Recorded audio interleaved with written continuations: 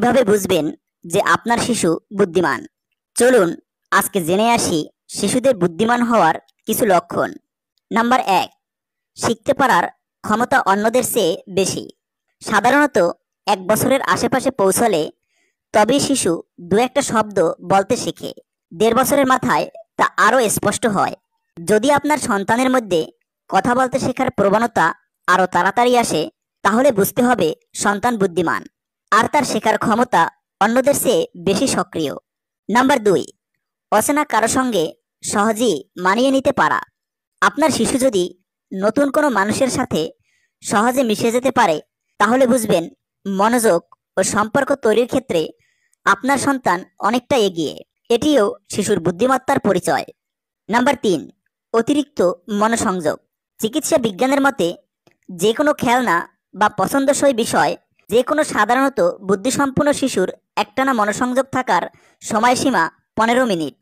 কিন্তু আপনার সন্তান কি কোনো একটি খেলনা, আঁকার বই নিয়ে এক মনে মেতে থাকতে পারে 15 মিনিটেরও বেশি সময় ধরে? তাহলে সে ফোকাসড, যা বুদ্ধিমত্তার পরিচয়।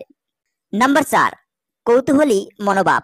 বাচ্চা যদি কথায় কথায় প্রশ্ন করে, সব বিষয়ে কি, কেন, কিভাবে এসব প্রশ্ন লেগেই থাকে সন্তানের মুখে, তাহলে বিরক্ত হবেন না। কৌতূহলী শিশু মানে ধরে নেওয়া হয় তার বুদ্ধি অন্যদের চেয়ে বেশি। নাম্বার 5, কোনো জিনিস নিয়ে অতিরিক্ত গবেষণা। কিছু পেলে তা খুলে তার কলকবজা বের করে ফেলার প্রবণতা আছে শিশুর। জিনিসের যত্ন জানে না ভেবে এতে বিরক্ত হবেন না। সাধারণত এরাই কৌতূহলী হয়। নিজে বুঝতে চেষ্টা করে জিনিসের ভিতরে আরও কি কি আছে।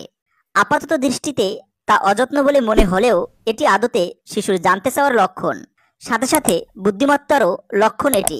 শিশুদের বসতে শেখা, হামাগুড়ি দেওয়া, দাঁড়াতে শেখা প্রত্যেকটিরই একটি নির্দিষ্ট সময়সীমা আছে।